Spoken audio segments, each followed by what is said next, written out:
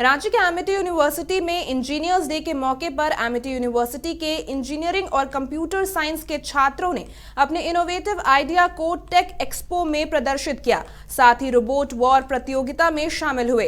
इन्होंने team work करते हुए रोबोट बनाया। आइए आपको दिखाते हैं रोबोट वॉर की तस्वीरें, जिसका जायजा लिया है हमारे संवाददाता अंजनी कुमार ने। मौका इंजीनियर्स डे का है और ऐसे समय में एमिटी यूनिवर्सिटी में अलग अलग इवेंट हो रहे हैं और हम आपको दिखाएंगे रोबो वॉर।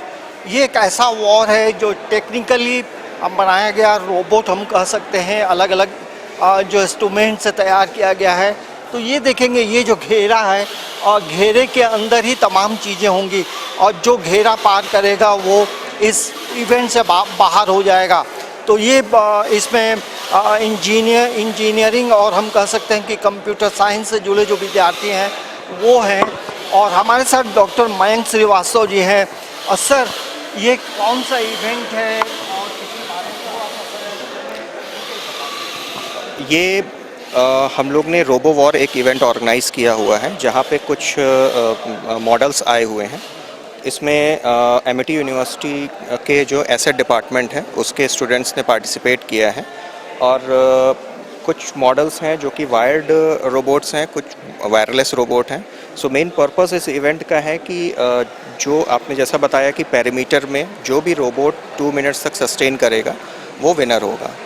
तो इसमें जो वेट रोबोट का हम लोग ने डिफ़ाइन किया हुआ है वो 10 to 12 kg वेट है एंड जो डायमेंशन है वो 45 सेंटीमीटर डायमेंशन थ्रू आउट है। तो उस बिहाफ पे स्टूडेंट्स ने ये मॉडल प्रिपेयर किया है और ये एसेट के स्टूडेंट्स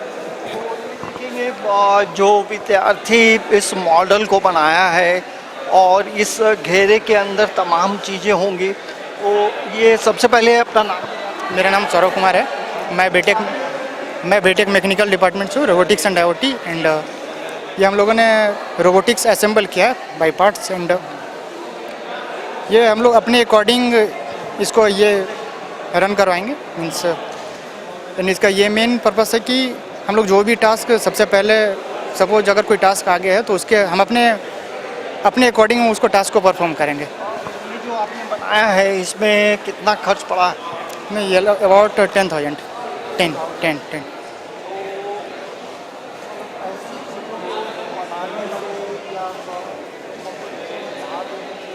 और क्या फ़ायदा? ये हम लोग को as a machinery interest develop होता है कि मीन्स बताएं, हम लोग को रोबोटिक्स एंड IoT डिपार्टमेंट से, तो हम लोग मेन फर्स्ट प्रेफरेंस है कि रोबोट से प्रेफर करें। इन केस फ्यूचर में आने वाले टाइम में जो भी वर्क होगा वो सेंसर बेस्ड होगा। तो इसलिए हम लोगों ने ये चीज़ डिज़ाइन किया है।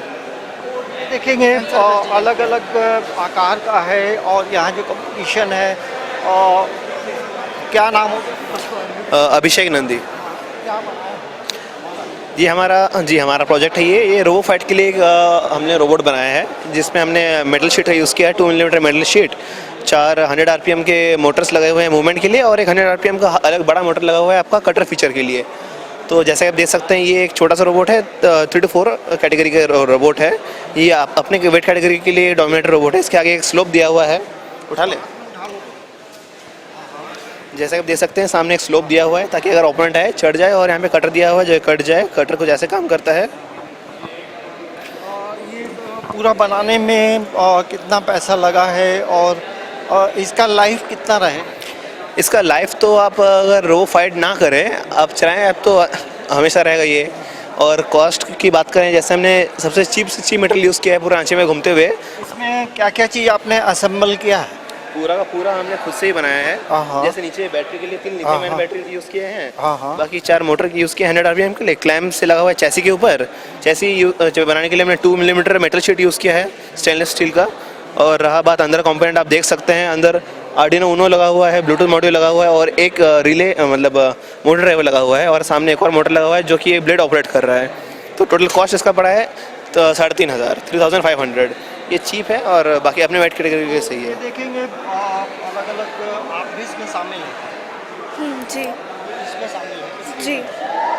इसमें किस तमाम चीज़ों को मतलब बनाया है? इसमें हम लोग आर्डुइनो यूज़ किए हैं। अभिषेक, चलिए, क्या नाम है? Aryan Kumar Mahato, simple wired based robot. This does not has any attacking mechanism. It works only on defense mechanism. आराम से क्या ऐसी चीज़ों को बेहद बड़े आकार में बना के क्या आदमी या देश की या जो उनका जो सीमा क्षेत्र है ऐसी जगहों में इस्तेमाल हो सकता है? of course we can use, in fact drones are used in armies as well. Amity में पढ़ने वाले जो विद्यार्थी हैं वो अलग अलग चीज़ों को लेकर प्रदर्शनी उन्होंने लगाया है और कई नए इनोवेशन हो रहे हैं और ये जो नया इनोवेशन होगा उसको आने वाले समय में दैनिक चीज़ों में इस्तेमाल किया जा सकता है। तो ये हम कह सकते हैं ये टेक्नो एक्सपो है और यहाँ पढ़ने वाले जो विद्यार्थी हैं अपनी जो प्रतिभा है उसको कंप्यूटर के माध्यम से अपने नई नई चीज़ों को ईजाद कर रहे हैं। तो ये आप देखेंगे यहाँ भी जो है वॉइस कमांड करते हुए एक नया इनोवेशन किया गया है। तो क्या है इन चीज़ों को जानने के लिए लोगों से बात करेंगे। सबसे पहले अपना पूरा परिचय। मेरा नाम प्रज्ञा गुप्ता है और ये मेरी टीममेट अनीशा प्रिया। हम लोगों ने एक ऐसा वॉइस ऑटोमेटेड स्विच बनाया है जिससे कि वॉइस कमांड देने से आपका जो भी स्विच या डिवाइस रहेगा वो एक्टिवेट हो जाएगा। जैसे अगर हम बोलेंगे स्विच ऑन तो यहाँ हमने मोटर कनेक्ट किया हुआ है तो ये मोटर रोटेट करने लगेगा और जब हम यहाँ पे एक एलईडी कनेक्ट कर दें या फिर कोई दरवाजे का कोई लॉक लीवर पे उसको लगा दें तो फिर वो वॉइस कमांड जैसे ही देंगे स्विच ऑन तो वो फिर ऑन हो जाएगा, रोटेट करने लगेगा। इसका जैसे दैनिक जीवन में क्या इस्तेमाल हो? मतलब जो बूढ़े लोग रहते हैं जो फिजिकली जो ज़्यादा कैपेबल नहीं हो पाते ज़्यादा घूमने फिरने में उनके लिए बहुत इजी होगा कि वो बस अपना वॉइस कमांड देंगे और वो काम हो जाएगा। तो और बार बार उठ के जाने की ज़रूरत नहीं है लाइट ऑन करने के लिए या फिर फ़ैन ऑन करने के लिए, दरवाज़ा लॉक करने के लिए। आप बस बोलिएगा और आपका काम हो जाएगा। ये तुम बेस में हो। ये देखेंगे ये इसका क्या मतलब है? महादेव से हम लोग का टीम का नाम है जो हाँ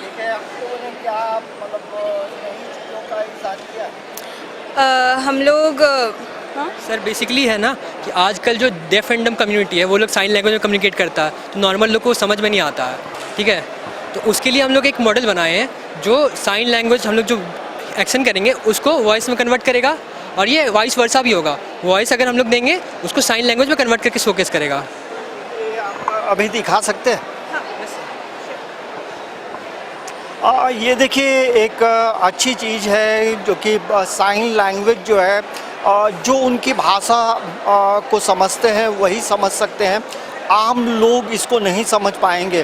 तो उसको कैसे साइन लैंग्वेज को दिखाते हुए जब दिखाया जाएगा तो वो उसको वॉइस में कन्वर्ट करके वो बताएगा। ये हैंड रिकॉग्निशन दिए जैसे वहाँ पे Z आया राइट, तो वो अगर वर्क करेंगे हम लोग अगर हम लोग इसको स्टॉप करेंगे ठीक है तो जो भी एक्शन ये किए ना हाँ वो सारे ऑडियो फॉर्मेट में आएगा। यहाँ पे प्ले करेंगे। हाँ अभी ध्यान से सुनिएगा, बोलेगा QZZ बोला। हाँ सर डेली लाइफ में हो सकता है कि जैसे डेफ कम्युनिटी लोग जो भी आता है जो बोल नहीं पाता है, जो बोलने में कैपेबल नहीं है, वो लोग नॉर्मल लोग से कम्युनिकेट नहीं कर पाता है तो वो लोग के लिए यूज़ हो सकता है। ये बहुत अच्छा ऐप है, ठीक है, सोशली ये बहुत अच्छा है। तो इसको लेकर के आप लोग आगे भी काम कर? हाँ सर हम लोग आगे इस पे वर्क कर रहे हैं। हम लोग एक मोबाइल ऐप में कन्वर्ट करेंगे। ये तो अभी बैक एंड मॉडल है बस, ठीक है। इसको एक इंटरफेस में इंटीग्रेट करके मोबाइल ऐप कन्वर्ट करेंगे हम लोग। पूरा मोबाइल ऐप बनेगा कि कोई भी कहीं भी जाके घूम सकता है, किसी के भी बात कर सकता है। ये देखिए ये साइन लैंग्वेज है और अमूमन हम लोग ऐसी भाषा को नहीं समझ पाते हैं और वो वॉइस में कन्वर्ट करके बताएगा। सबसे पहले आप लोग अपना इंट्रोडक्शन दें। My self Aman Raj and I am Ashwini Kumar. और मेरा नाम सुनेत्रा तिवारी है। ये बताइए आप लोगों का क्या प्रेजेंटेशन है? सब बेसिकली हम लोग का टीम का नाम है फोनिक्स पल्स, जो हम लोग 5 तरह का एल्गोरिथम लगा के हम लोग इसको बनाए हैं। तो इसमें बेसिकली हम लोग 5 तरह का सार एल्गोरिथम होता है, जैसे CHARR।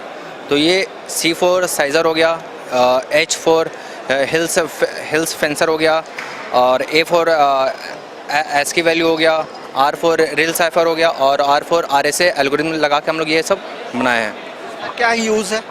एक्चुअली इसमें क्या है कि हम लोग जैसे कि डेटा प्राइवेसी कर रहे हैं, मतलब आप जैसे कि जैसे कि मैं कोई मैसेज आपको भेजा, तो वो मैसेज क्या होता है कि वो मैसेज अगर कोई मतलब एक नेटवर्क से पास होता है। अब वो नेटवर्क में अगर कोई आपका मैसेज मतलब कोई इंट्रूडर आके देख ले तो वो तो डायरेक्टली पढ़ सकता है कि क्या है मैसेज। तो हम लोग क्या कर सकते हैं कि उस डेटा को प्राइवेट ऐसे पहले के ज़माना में क्या होता था कि शुरुआत जब बहुत पहले ये इंक्रिप्शन बहुत पहले से चल रहा है।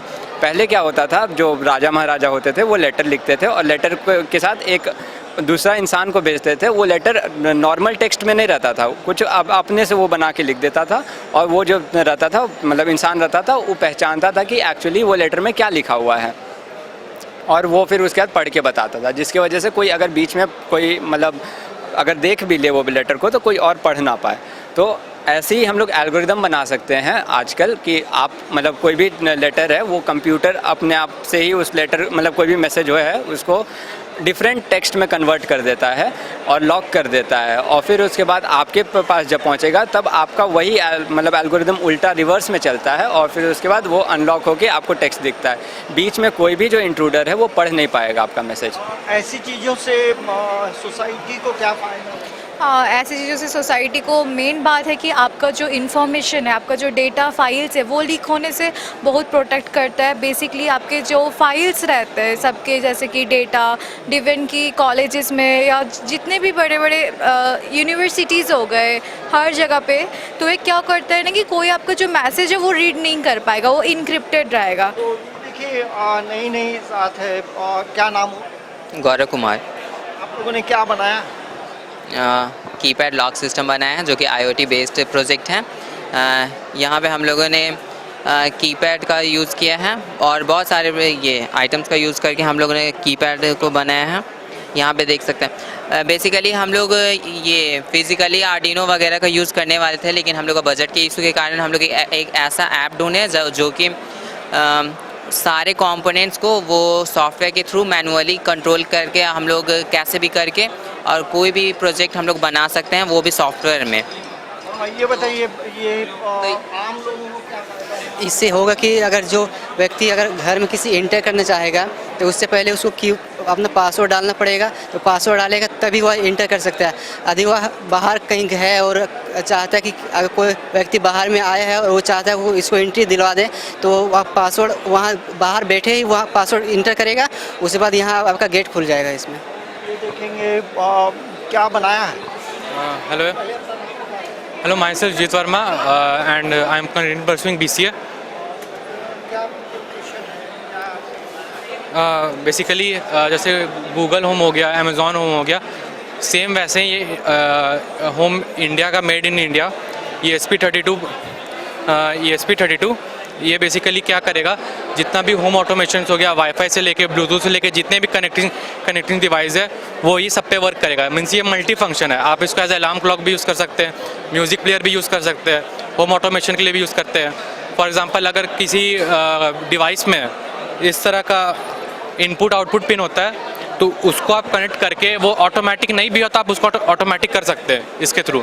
मतलब ये बेसिकली हम लोग स्मॉल स्केल इंडस्ट्री जो होते हैं जो ऑटोमेशन चाहते हैं उनके लिए हम लोग बेसिकली ये फोकस कर रहे हैं, तो उनके पास उतना बजट नहीं होता है कि वो ज़्यादा ऑटोमेशन कर सके। अब इनका मेन एडवांटेज ये कि इसका स्क्रीन भी है, तो आप में सब चीज़ डेटा आप अपना देख सकते हैं। ये पहले अपना गुड मॉर्निंग सर, मेरा नाम संदीप कुमार है, हम बीटेक के स्टूडेंट हैं 3rd सेमेस्टर के। ये हमारा मॉडल जो है वो रेलवे ट्रैफिक पे होने वाले, रेलवे स्टेशन पे होने वाले ट्रैफिक जिसमें फंसे हुए इमरजेंसी व्हीकल्स को देखते हुए बनाया गया मॉडल है, जिसमें सपोज डैट किसी स्टेशन पे या फाटक पे कोई रेलवे इमरजेंसी व्हीकल आके फंसे हुए हैं, तो वो इमरजेंसी व्हीकल एक सर्वर के द्वारा ऑपरेटर को अपना एक मैसेज करेगा कि हम क्रिटिकल व्हीकल्स है जिसको हम पासेस चाहिए पार होने के लिए। तो फिर ये सर्वर के थ्रू एक मैसेज ट्रांसफ़र करेगा और वो ऑपरेटर कंफर्म करेगा तुम सच में क्रिटिकल हो या फिर अदर यूजेस हो। अगर वो क्रिटिकल रहा तो वहाँ से अलाउ करेगा, तो गेट ओपन होंगे सिर्फ क्रिटिकल व्हीकल्स के लिए। इसी में है या अलग बनाया? इसी में सर। जी सर। जी सर, भारत में इन सभी चीज़ों की बहुत ज़्यादा आवश्यकता है, क्योंकि कहीं पर भी अगर कोई रेलवे क्रॉसिंग पे कभी भी फाटक बंद होता है तो वहाँ पर एक बहुत लंबा जाम लग जाता है, जो कि लगभग मेनली 20 से 25 मिनट तक लॉन्ग लास्ट करता है। इस केस में बहुत बार बहुत सारे इमरजेंसी व्हीकल्स जो कि क्रिटिकल कंडीशंस में रहते हैं वो फंस जाते हैं वहाँ पर। हमारा प्रोजेक्ट उन्हीं को एम करके बनाया गया है। देखेंगे नई सोच है, नया इजाद है। सर जो बच्चे हैं इनोवेटिव आइडिया है, बहुत इनोवेटिव आइडिया लाए हैं। और यहाँ पे ये जो इंजीनियर्स डे सेलिब्रेशन हो रहा है ये बेसिकली इस हिसाब से हो रहा है कि यहाँ पे हम लोग बहुत सारे इवेंट रखे हैं जो कि टेक्निकल इवेंट है as well as cultural event भी है। और कल्चरल इवेंट में हमारा बहुत सारा इवेंट ऑडिटोरियम में चल रहा है। यहाँ पे technical event as well as आपका लैब में भी आपका कोडिंग कंपटीशन चल रहा है, सर्वाइवर शटडाउन चल रहा है जहाँ पे मतलब गेमिंग का भी कंपटीशन हम लोग रखे हैं। ऐसी चीज़ों के आयोजन से हाँ बच्चों को जो विद्यार्थी हैं क्या फ़ायदा? फ़ायदा ये होता है ये लोग टेक्निकली फिट होता है। जैसे हम लोग कोडिंग कंपटीशन रखवा रहे हैं जिसमें कि ये लोग का प्लेसमेंट के लिए भी बहुत ज़्यादा बेटरमेंट होगा, क्योंकि लास्ट में क्या होता है कि लास्ट में जब ये लोग बैठते हैं कोई कैंपस प्लेसमेंट में तो ये लोग को कोडिंग ही इम्पोर्टेंट होता है। देखेंगे सर पूरा अपना परिचय। मेरा नाम डॉक्टर पल्लव बनर्जी हुआ, HOD CSE computer science engineering. देखिए जो किताबी ज्ञान तभी मूर्त रूप से सफल माना जाता है जब आप उस चीज़ों को लेकर के आप मॉडल बनाते हैं, प्रेजेंटेशन करते हैं और वो जब मॉडल के रूप में प्रस्तुत होता है तो आपका ये इनोवेटिव आइडिया जो है आने वाले समय में समाज के लिए, देश के लिए बेहतरीन साबित हो सकता है। समाचार प्लस के लिए कैमरामैन प्रशांत मित्रा के साथ अंजनी कुमार, रांची।